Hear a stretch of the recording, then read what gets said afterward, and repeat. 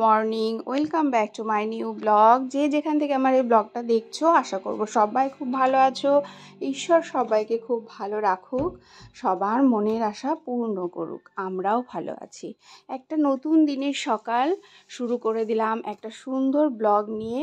তো দেখো, সকালবেলা উঠেই তো ঠাকুরের জায়গাটা মুছে নিলাম, কারণ আমি সকালবেলা ঘুম থেকে উঠেই আগে জামা প্যান্ট ছেড়ে তারপর ঠাকুরের জায়গাটা পরিষ্কার করে অন্য যে বাকি কাজগুলো থাকে সেগুলো করি। তোমরা এতদিনে তো জেনেই গেছো যে সবার আগে আমি ঠাকুরের কাজগুলোই করে থাকি। তো সেটাই গতানুগতিকভাবে আজকেও কিন্তু স্টার্ট করে দিয়েছি। আর চারিদিকের ওয়েদার দেখো, একদম রোদ ঝলমলে ওয়েদার। তো ঘরে চলে এসেছি, এসে আগে কতক্ষণে জানলাগুলো খুললে বাইরের ফ্রেশ হাওয়া ঘরের মধ্যে চলাচল করবে। আর জানলা খুললে কিন্তু ঘরের মধ্যে বাইরের হাওয়া বাতাসগুলোও ঢোকে, আবার নেগেটিভিটিও কিন্তু বেরিয়ে যায়। তো এই জন্যেই একদম ঘরটাকে ফ্রেশ বিছানাটা তুলে, আর দেখবে বিছানা তোলা হয়ে গেলে মনে হয় ঘরের হাফ কাজ যেন হয়ে গেছে। তো সেই রকম বিছানা তুলে ঘরগুলোকে ঝাড় দিতে শুরু করে দিয়েছি। কাজ তো তাড়াতাড়ি যতই করে নেব ততই ভালো। তো কাজগুলো করে নিতে পারলেই যেন একটা স্বস্তি পাওয়া যায়। আর মেনলি বাসি কাজগুলো যতক্ষণ না হয় ততক্ষণ পর্যন্ত কিন্তু শরীরের মধ্যে একটা অন্যরকম অনুভূতি হতে থাকে যে কতক্ষণে বাসি কাজগুলো সারবো। বাসি কাজগুলো কমপ্লিট হয়ে গেলে একটা ফ্রেশনেস কাজ করে। তো সেই রকম আমিও আগে বাসি কাজগুলো সব কমপ্লিট হয়ে গেল। এবার চলে এসেছি কিচেনে, কারণ রান্নাবান্নাগুলো আস্তে আস্তে করে নিতে হবে। বেলা যত গড়াবে রোদ্দুরের তাপ তত বাড়বে, আর টেম্পারেচারটাও বাড়বে। আর কদিন তো জানো সব জায়গাতেই প্রচণ্ড পরিমাণে গরম পড়ছে। প্রায় আমাদের এখানে তো 43-44 ডিগ্রি হয়ে যাচ্ছে। তো অন্যান্য জায়গায় ওই একই অবস্থা। তো যাই হোক, গরমের মতন পড়তে থাকুক, আমরা আমাদের মতো চলতে থাকি। গরমের সাথে তাল মিলিয়ে আমাদেরকেও চলতে হবে, বসে থাকলে হবে না। তবে রান্নার আইটেমগুলো একটু কমিয়ে দিতে হবে, মশলা যত শর্টে রান্না করা যায়। তবে অনেক বাড়িতে আছে যে শর্ট যতই করো গৃহিণীদের উপর একটা চাপ থাকে, না এই রান্না এই মশলা, মানে পুরো একদম ঝাঁকানাকা খাবার না হলে খেতে চায় না। কিন্তু আমাদের বাড়িতে ওই সমস্যাটা নেই। আর সকালবেলায় উঠেই ওর বাবা চলে গেছিলো বাজারে, তো বাজার করে নিয়ে চলে এসছে। আর ফল আনলেই আগে আমি ঠাকুরের জন্য রেখে তারপর আমরা খাই, সেই জন্য ফলগুলো সব ঠাকুরের সামনে আমি কিন্তু নিয়ে গেছি। তো সকাল একদম 7টা থেকে আজকে ব্লগটা আমি স্টার্ট করে দিয়েছি। সকাল 7টা থেকে দুপুর পুরো 2টো পর্যন্ত আমি কি করব সেগুলো সব আজকে তোমাদের সাথে কিন্তু আমি শেয়ার করব। তো পুরো মর্নিং টু লাঞ্চ রুটিনটা কিন্তু আজকে আমি তোমাদের সাথে শেয়ার করছি। মানে সকালবেলা উঠে দেখো, শাশুড়ি মা যেহেতু আলু সেদ্ধ খান না, তো ওনার জন্য আমি একটু সবজি বানিয়ে দিয়েছি। আর এখানে আমরা সবাই আলু সেদ্ধ ডিম সেদ্ধ নিয়ে বসে গেছি, নিচে বসে একটু খাচ্ছি। তার কারণ মাঝে মধ্যে নিচে বসে খেলে কিন্তু নিজেদের শরীরটাও ফিট থাকে। আর বাইরে যেহেতু দরজাটা খুলে দিয়েছি, বাইরের হাওয়াটাও আসছে। আর আমাদের ডাইনিং টেবিলের উপরে ফ্যান নেই, ফ্যানটা একটু এই সাইডে, ওই জন্যে দু এক সময় বেশি গরম পড়লে হাওয়াটা লাগতে চায় না। তো একসাথে অনেকগুলো বেনিফিট, ওই জন্যে নিচে বসে একটু খাচ্ছি। আর টেবিলে বসে খেয়ে এমন অভ্যাস হয়েছে, নিচে বসে একদম খেতে পারি না, খুব কষ্ট হয়। তো চেষ্টা করছি মাঝে মধ্যে একটু খাওয়ার। তারপর এই যে মাছ নিয়ে চলে এসছে, আজকে নিয়ে এসছে ওটা হচ্ছে পাবদা মাছ আর কাতলা মাছ। তো মাছের ব্যাগটাও ধুয়ে নিলাম, নিয়ে মাছগুলো সব পরিষ্কার করে ধুয়ে তারপর আবার আমার অন্যান্য কাজগুলো গুছিয়ে নিতে হবে। আজকে রান্না করব পাবদা মাছ, আর কাতলা মাছটা রেখে দেব।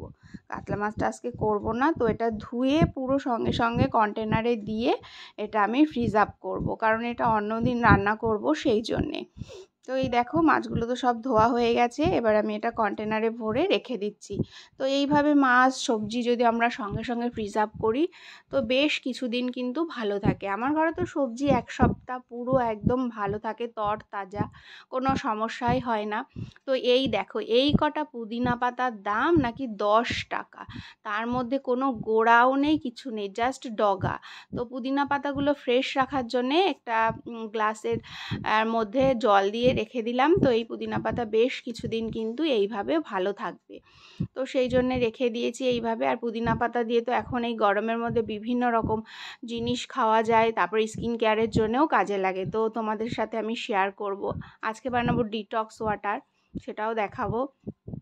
তারপরে স্কিন কেয়ারের কী বানাই সেটাও দেখাবো। তো সবগুলোই তোমাদের সাথে দেখাবো।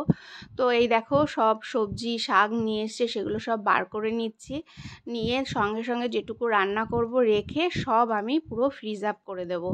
তাহলে কি হবে, সবজিগুলো সব ভালো থাকবে। আর আমার ঘরে থাকেও ভালো। সারা বছর আমাদের মেনলি সপ্তাহে একদিন সবজি নিয়ে আসে, তারপরে বাড়ির থেকে যা হয় আর মাছ এখান থেকে নেওয়া হয়, এ দিয়েই আমাদের চলে যায়। তো আমাদের মতন গৃহিণীরা যদি একটু হিসাব করে না চলি মধ্যবিত্ত সংসারে, তাহলে কিন্তু প্রচণ্ড প্রবলেম হয়ে দাঁড়ায়। যার যেমন আয় তার তেমন ব্যয় করতে হয়। তো সেই দিকে সবসময় আমাদের গৃহিণীদেরই কিন্তু খেয়াল রাখতে হবে। যদি প্রচণ্ড পরিমাণে খরচা করে ফেলি তাহলে তো সমস্যা। তো যাই হোক, এইভাবেই আমি চলছি, তাতে মোটামুটি ভালো আছি, কোনো সমস্যা নেই। এখন তাড়াতাড়ি করে কাজগুলো সব কমপ্লিট করে নিতে হবে আমাকে, রান্না বান্না দিয়ে। আর এভরিথিং কাজ সব একা হাতেই করি। আগে একদিন একজন আমাকে কমেন্টসে বলেছিল যে তোমার মেয়ে কোনো কাজ করে না। তো ও ছোট মানুষ, পড়াশোনা নিয়ে ব্যস্ত থাকে, ওকে দিয়ে আমি কি কাজ করাবো বলো। আমি জানি না কোন অ্যাঙ্গেল দিয়ে মানে বলেছে এই কথাটা। ও নিতান্তই ছোট, ও কাজ করার মতন এখনও, আমার হয়তো অন্য বাড়িতে কেউ করে নাকি জানি না, কিন্তু আমি ওই রকম মা নই যে ছোট্ট বাচ্চাকে দিয়ে কাজ করাবো। তো সেরকম পরিস্থিতি এখনও হয়নি, যদি কখনো হয় সেটা পরে দেখা যাবে। তো ওই জন্যে ওকে আমি কোনো কাজ করতে দিই না, শুধু বলি তুমি বই পড়ো, তুমি পড়াশোনা করো, সেই জন্যেই হয়তো করে না। যাই হোক, তো এই দেখো আজকে যে হচ্ছে ওয়াটারটা আমি বানাবো বললাম ডিটক্স ওয়াটার, তার জন্য এখানে ফ্রেশ ওয়াটার ইউজ করছি। এবার এর মধ্যে আমি দিয়ে দিচ্ছি কেটে রাখা, দেখো পাতলা পাতলা করে কেটে নিয়েছিলাম শসা আর পুদিনা পাতাগুলো দিয়ে দিলাম। দিয়ে এটাকে মিনিমাম 1 ঘন্টা কিন্তু এইভাবে রেখে দিতে হবে। 1 ঘন্টা এটাকে ঢাকা দিয়ে রাখার পরে তখন অল্প অল্প করে সিপ করে খেয়ে নেবে। তো এটাই কিন্তু ডিটক্স ওয়াটার। আর ডিটক্স ওয়াটারের বেনিফিট কিন্তু প্রচণ্ড পরিমাণে, আমাদের শরীর থেকে যে টক্সিন রিমুভ হয়ে যায় তার কিন্তু প্রচণ্ড পরিমাণে উপকৃত হই আমরা এই ডিটক্স ওয়াটার খেয়ে। তো সবাই চেষ্টা করবে। আর ডিটক্স ওয়াটার বিভিন্নভাবে বানানো যায়, আমি পরবর্তীতে অন্যান্য আরও ডিটক্স ওয়াটার দিতে থাকবো। আর এই যা গরম পড়েছে, ডিটক্স ওয়াটার খাওয়া কিন্তু ভীষণ ভালো। তো পাবদা মাছগুলো ভাজা বসিয়ে দিয়েছি, আর সজনে ডাঁটা আলু আর লঙ্কা কেটে নিয়েছি। আজকে এই মাছের ঝোলটা আমি কোনো রকম মশলা অ্যাড করব না, খেতে কিন্তু দুর্দান্ত লাগবে। তোমরা একবার খেয়ে দেখো। জাস্ট জিরে ফোড়ন দিয়েছি, লঙ্কা আলু আর সজনে ডাঁটা দিয়ে দিলাম, দিয়ে এর মধ্যে স্বাদ অনুসারে লবণ, পরিমাণ মতন হলুদ, ব্যাস। এর মধ্যে আমি আর কিচ্ছু অ্যাড করব না, জাস্ট একটু মিষ্টি অ্যাড করব। মানে এত সুন্দর লাগবে। আর এই গরমে পাতলা মাছের ঝোল, মানে কি বলবো, তোমরা না খেলে বুঝতে পারবে না। আর একদম শর্টকাট রান্না, আমাদের বাড়িতে কোনো সমস্যা নেই, রান্নাটা একটু খেতে ভালো হলেই হলো। আর যেটা স্বাস্থ্যসম্মত সেটা সবাই খুব ভালোভাবেই গ্রহণ করে। একটু চিনি দিয়ে দিয়েছি, ব্যাস। এর মধ্যে মাছগুলো দিয়ে নামিয়ে দেবো। তো এইরকম সিম্পলভাবে মাছের ঝোল বানিয়ে নিলাম। এটা আমাদের সময়ও কম লাগলো, আর স্বাস্থ্যের পক্ষে কিন্তু ভীষণ উপকারী। যা গরম পড়েছে, রিচ খাবার তো একদমই খাওয়া উচিত নয়। আর আমরা বেশ অনেক দিন মাংসও খাইনি, তো কিছুদিন খাবো না, কারণ এই গরমে এমনি পেটের সমস্যা হচ্ছে। যতটা মেনটেন করে শরীরটাকে ভালো রাখা যায় চেষ্টা করছি। পরে দেখা যাবে, খাওয়ার দিন চলে যাচ্ছে না, খেয়েই মানুষ মরে, না খেয়ে মরে না, এই কথাটা খুবভাবে আমরা কিন্তু একদম যথাযথ মর্যাদায় পালন করে থাকি। তো মাছের ঝোল নামানো হয়ে গেছে, এখন চলে এসেছি আমি কলমি শাকের ঝোল করব।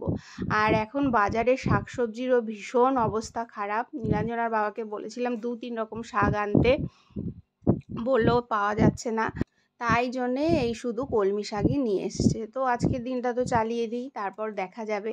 ভাবছি আস্তে আস্তে বাড়িতে শাকসবজির একটু গাছ লাগাবো, তাহলে হচ্ছে বাড়ি থেকে মোটামুটি 2-1 দিন চালিয়ে দেওয়া যাবে। তো দেখা যাক, একটু বর্ষা শুরু হোক তারপর। তো এই যে যেরকম রাঁধুনি রসুন ফোড়ন দিয়ে শাকের ঝোল করি সেই রকমভাবেই বানাচ্ছি। তো এইরকম শর্টকাট রান্নাবান্নাও কিন্তু করতে হয়। আমি সেদিনকে দেখলাম একজন মানে সেও ব্লগ করে, তো সেই দিদিভাইয়ের হাজব্যান্ড বলছে মানে তিনি পঞ্চব্যঞ্জন খেতে খুবই ভালোবাসেন, তো তাকে নাকি ভোর 5টার সময় উঠে রান্না করে রেখে দেওয়ার কথা। তো আমার কথাটা একদমই ভালো লাগেনি শুনতে। গৃহিণীরা আমরা যতই বাড়িতে থাকি না কেন, আমাদেরও কিন্তু পরিশ্রম হয়। তো যদি হাজব্যান্ডরা খেয়াল না রাখে বা অন্যান্য সদস্যরা যদি না ভাবে, সেইটুকু যদি আমাদেরকে মানে সম্মান না দেয় যে তাই তো বাড়িতেও খাটছে, তাহলে কিন্তু একদম মুশকিল। তো এই গরমের মধ্যে প্রত্যেককেই বলবো, যারা পঞ্চব্যঞ্জন খেতে খুবই পছন্দ করো, গরমটা একটু কমুক, গৃহিণীরা অবশ্যই করে দেবে, কারণ আমরা অতটাও খারাপ নই যে হাজব্যান্ডদের খাওয়াবো না রান্না করে, তখন আবার ভালো ভালো রান্না করে খাওয়াবে। তো যাই হোক, আমার তো রান্নাবান্না সব কমপ্লিট হয়ে গেছে, চলে এসেছি স্নান করে একদম ফ্রেশ মাইন্ডে ঠাকুরকে পুজো দিতে। তো আমরা তো শরীরের দিকে কত খেয়াল রাখছি, এই ঠান্ডা ওই ঠান্ডা খাচ্ছি, তো আজকেও আমিও আমার ঠাকুরকে ভোগ নিবেদন করলাম। তরমুজ এনেছিল, তো আগেই ভগবানের উদ্দেশ্যে দিয়ে তারপর রেখে দিয়েছি। তারপর দেখো ফ্রেশ হতে চলে এসেছি, একদম একটু হালকা পাতলা ময়শ্চারাইজার মেখে একদম ফ্রেশ হয়ে যাচ্ছি। তো এতক্ষণ পর্যন্ত আমার সাথে যদি থেকে থাকো, কোথাও যদি একটু ভালো লেগে থাকে, অবশ্যই আমার চ্যানেলটাকে সাবস্ক্রাইব করে পাশে থাকা বেল আইকনটা ক্লিক করে দিও। আর যদি সাবস্ক্রাইব করা হয়ে থাকে তাহলে অসংখ্য ধন্যবাদ। চাইলে তোমাদের ফ্রেন্ডস আর ফ্যামিলির সাথে আমার এই ব্লগটা শেয়ারও করতে পারো। একটা লাইক করে দিও, একটা কমেন্টসে জানিও ব্লগটা কেমন লাগলো। তোমাদের একটা লাইক, একটা কমেন্টস কিন্তু আমাকে নতুন নতুন ব্লগ বানাতে সাহায্য করে। তো চলো নেক্সট একটা ব্লগে দেখা হচ্ছে, বাই।